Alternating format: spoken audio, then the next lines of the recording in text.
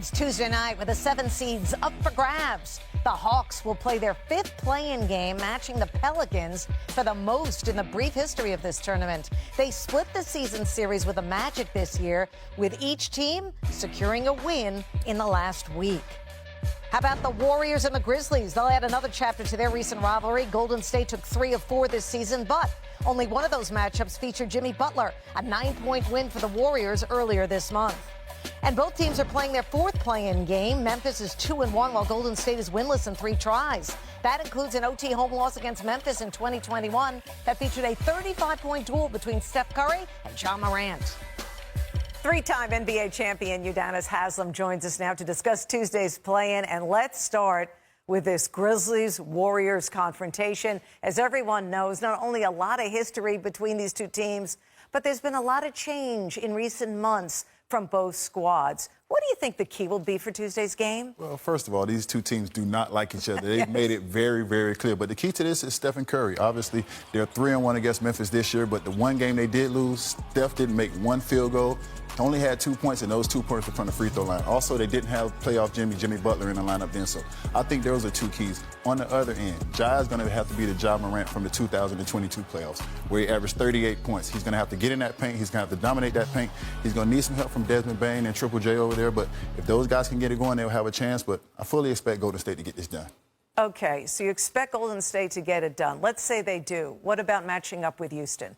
Golden State is the one team that I would say if they can get past this one, they can match up well with Houston. I just think the championship pedigree, you have Steve Kerr, a great coach. You have Steph, who's been there before. You have Draymond back against the wall. You got playoff Jimmy. So I just think they have the pedigree. They have the experience that if they get against a young team like the Houston Rockets, they have a chance to pull it out. Experience goes a long way, and we'll see what the Rockets do in the postseason, regular season. Everybody forgets how great you are in the regular season. Well, too. Right? No disrespect to Houston. I love what they're doing there. Yeah, different game, though. Let's move over to the 7-8 game in the Eastern Conference. Hawks visiting Orlando. Both teams playing for a chance to face Boston, lucky them, in the first round. What's the biggest key in this matchup? This is the perfect case of 2 teams with contrasting styles. The Magic, who is one of the top defensive teams in the league, and obviously Atlanta has Trae Young, who is the top assist guy in the league. But I think Magic, with their switchable matchups, they can switch all matchups. They can flatten you out offensively. I think if they can do that, they can keep the game close, make it a low-scoring game. I think they can grit it out, grind it out, and pull it out in the end. Okay, why? Keep it close. Just keep it close. I think they have switchable matchups. So 1 through 5, they can switch. They can switch everything. The NBA is 60 pick and rolls throughout the game. So if you can eliminate those pick and rolls with switching matchups, you flatten out offense and you make guys just take bad shots, put guys in positions that they're not usually in. And then they face the Celtics.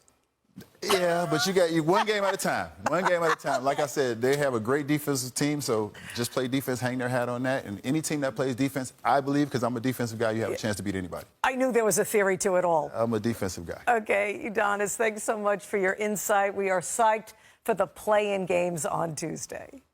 Pull up in a cab. Rudy Gobert is already messed up. Okay, I mean that's just how it is. That's how bad it is for Rudy Gobert when he sees Luka Doncic. Having said all of that, now Doncic's got LeBron James as a teammate. Austin Reeves has really elevated his level of play. J.J. Redick, as far as I'm concerned, is a candidate for Coach of the Year. I think he's done an outstanding job along with his staff.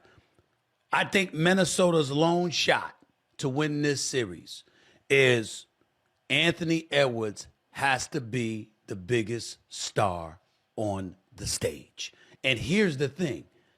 Even with Luka and LeBron, I think he's capable of doing it. I still don't think it'll be enough for them to win the series. I got the Lakers winning the series. But do I think that Anthony Edwards has it in him to potentially be the biggest star on the stage, even with LeBron and Luka? I think he could do it. What do you say to that? I want to watch him try. So yeah, Luka torched the Wolves last year when he was on the Mavericks. I'm talking 33, 10, and 8 in that series, especially the games in Minnesota. He didn't care about being in Minnesota. He dropped a dagger on those fans repeatedly. The thing about this matchup that I think is interesting is we have seen LeBron can still be a dominating player, but we've also seen that he's got to kind of moderate his energy. The advantage that he's had since Luka has been back is that sometimes he's able to moderate his energy and then hit the gas in the fourth quarter. If the Wolves are going to play the way that they like to play, there is opportunities for LeBron to rest on defense. they'll put him on Rudy Gobert because he's not afraid to fight him in the post, and he doesn't have to run around on the perimeter. He'll have to be in some screen and roll action. They'll put him on Jaden McDaniels, who, has moments where he hits shots, but like LeBron will be able to come off of him. Well, don't put Jaden McDaniels on him. Don't put Jaden McDaniels on him. LeBron shoots 55% when guarded by Jaden McDaniels. That's a great stat. I'm glad you just educated me on it. So I think this matchup is somewhat, I don't think anybody feels great in the West, but I think this matchup is somewhat comfortable for the Lakers, at least in the way they can align. Now, the curveball is Ant, because that guy can come in to crypto and drop 50. I wouldn't doubt it for a second. Yes, he can. And so that's what I want to see.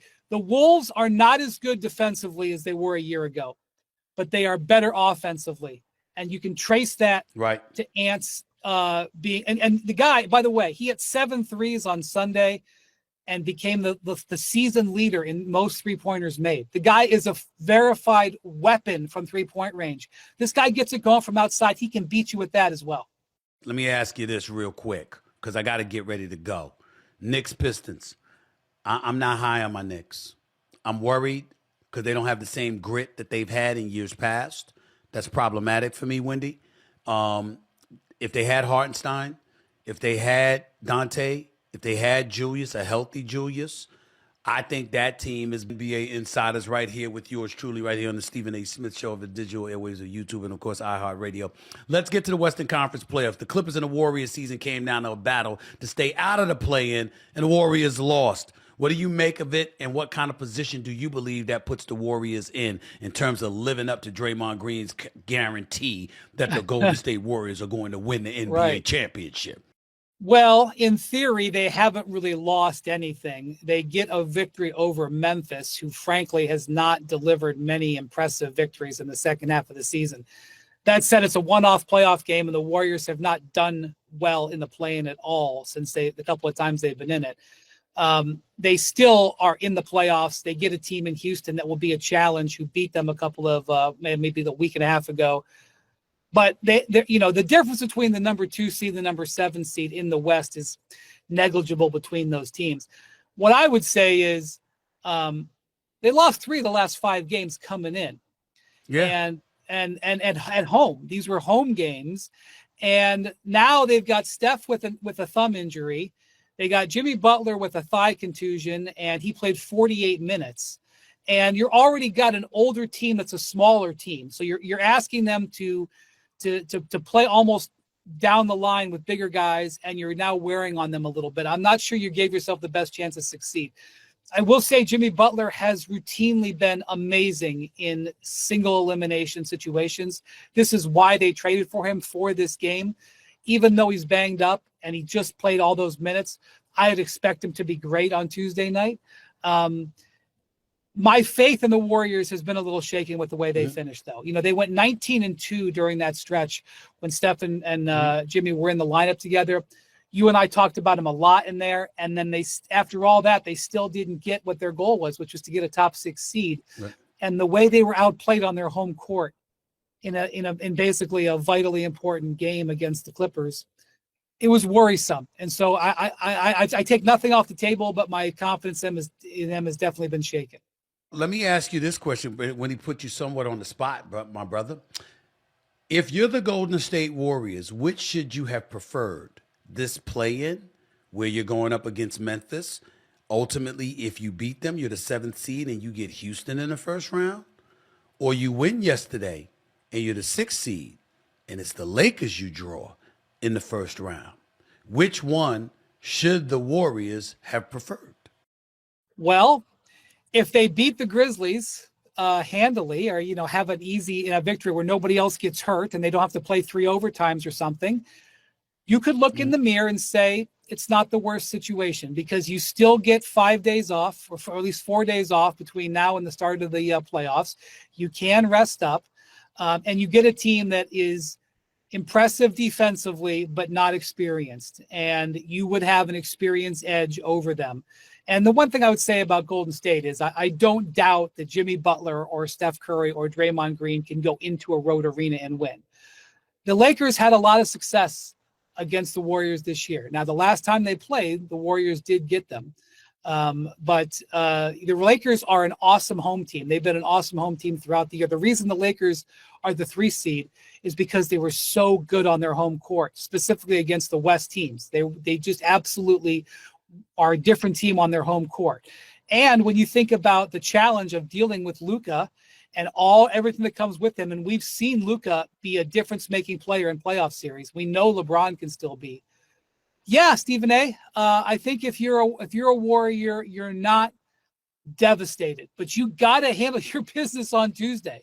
You've got to, because the last thing you want to do is have to play another game where you're facing elimination. Then you got a quick turnaround, and then you're looking at the Thunder, and so yeah, I get it, but I'm also a little bit cautious to make assumptions in this Western Conference. Transitioning to the Los Angeles Clippers, they now face the Nuggets, who fired head coach Mike Malone just last week. I'm wondering what can we expect, but I got to tell you something. I watched the Clippers over the last 21 games. They're 18-3, and they've got the best offense in basketball. And in that span, that best offense has been led by Kawhi Leonard. We know what kind of year James Harden has had. We know that Norman Powell gives you a third option. I mean, when we talk about Austin Reeves in L.A. with LeBron and Doncic, look at what this brother Norman Powell has been with James Harden and Kawhi Leonard after Kawhi Leonard missed the first 34 games of the year. So I'm looking at Kawhi Leonard since March, averaging 25 on better than 52% shooting, 43% from three-point range. This brother looks terrific. And suddenly you're looking at the Los Angeles Clippers, and you got people speculating this is the second best team in the West. Not the Lakers, but the Clippers. What are your thoughts about the Clippers? Well, what an awesome showing they had going into Chase Center on Sunday, facing the wrath of Steph Curry. I know Steph Curry has his thumb bandaged up, but it wasn't like he was 2 for 15 on threes. He was drilling the shots. He was hitting them with haymakers. He delivered a huge fourth quarter, absolute full dosage of playoff Jimmy Butler, who basically didn't leave the floor in that game. And the Clippers absorbed every blow and basically controlled. It was the Warriors trying to get leverage the whole game, including throughout the entire overtime. Harden was great. You mentioned Kawhi and his stats. I mean, he has never shot the ball better than he did down the stretch of this season. And you could say, well, that doesn't mean anything if he can't make it through the playoff series. I agree. And you know who else agrees? The Clippers. I spent some time with them last week, and their response was, hey, we're doing great.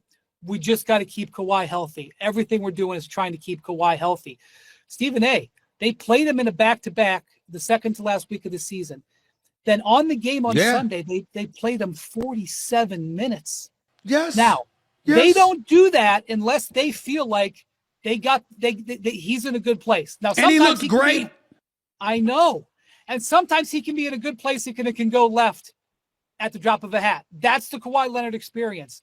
But they're going to try to ride it. You know, when he won that title in Toronto, that jump shot was so calibrated. You know, people talk about and have seen the Steph Curry shooting displays and warm-ups where the dude makes 85 consecutive shots. I'm telling you, I remember watching Kawhi before the finals games in 2019. He would make 65 jumpers from the mid-range in a row. They would have to saw it when he was warming up. We saw when he was warming up in Toronto against Milwaukee in the conference finals. We saw him. You and I were standing there in Toronto getting ready to do TV, and they were exhausting the workout guys. They had to have multiple workout guys, not at a practice day, before a game. That's what he looks like right now. That's where his jumper is calibrated. So, look, in all honesty. So what are we saying? What are we saying? You saying you got him going to the conference finals, Wendy? Let's tighten this up. You got him going to conference finals. I'm saying whoever is healthier in this series between Jamal Murray and Kawhi Leonard, that might be the difference. If Kawhi Leonard can make it through a first-round playoff series, which, by the way, he is not the last 2 times he's played. It's not like a conspiracy theory or something. If Jamal Murray, who's better and healthier? Because when Kawhi is playing this way, the Clippers aren't a 5 seed. I don't know what their seed is. They ain't 1, but they ain't 5. And when Jamal Murray is playing top of his game, the Nuggets are very, very hard to beat 4 out of 7. Now, you got Oklahoma City on that side of the bracket. You know how I feel about them. I am going to believe that they can win the